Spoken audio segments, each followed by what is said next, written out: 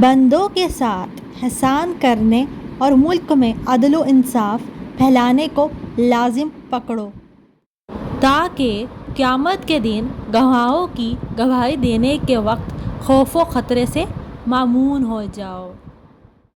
جو شخص اپنے پڑوسیوں کے ساتھ احسان کرتا ہے بہت سے لوگ اس کے خدمت گزار ہو جاتے ہیں۔ جب دنیا کی کوئی چیز چلی جائے تو اس پر غم نہ کر اور جب کسی کے ساتھ احسان کرے تو اسے مت جتلا۔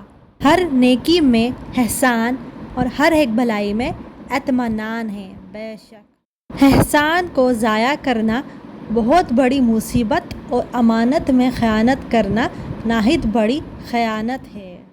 احسان ایک قسم کا توق ہے جو شکر یا بدلہ دینے سے کھل سکتا ہے۔ جو شخص اپنے احسان کو جتلاتا ہے وہ اسے ضائع اور برباد کر دیتا ہے۔ ہم اللہ تعالیٰ سے سوال کرتے ہیں کہ وہ ہم پر احسان کو کامل فرمائے اور ہم اس کے بچے دین کی رسی کو مضبوطی سے پکڑے رہیں۔ آمین۔ دشمن پر احسان کرنا ایک طرح کی بڑی کامیابی ذکر خیر ایک بہت عمدہ غنیمت ہے۔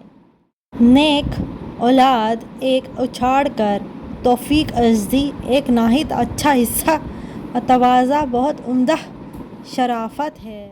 احسان کرنے سے لوگ غلام حسن سیرت سے سختی مانوس ہو جاتے ہیں۔ احسان سے آزاد لوگ غلام ہو جاتے ہیں اور احسان سے انسان تابع فرمان بنتے ہیں۔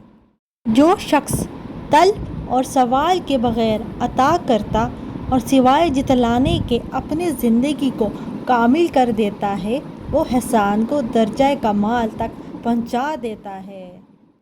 نہایت بہترین احسان یہ ہے کہ آدمی شریف لوگوں کے ساتھ بھلا کرے اور نہایت حصہ یہ ہے کہ انسان کو جو کچھ ملے اس پر قناعت کرے۔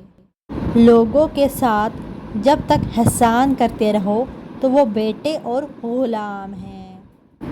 محسن لوگوں کا پتہ اس طرح چلتا ہے کہ ان کے نیک کاموں اور اچھی خصلتوں کا ذکر نیک لوگوں کی زبانوں پر جاری رہتا ہے۔ جو شخص احسان اور فضل کو کامل کرنا چاہتا ہے وہ مانگنے سے پہلے لوگوں پر مال خرچ کر دیتا ہے۔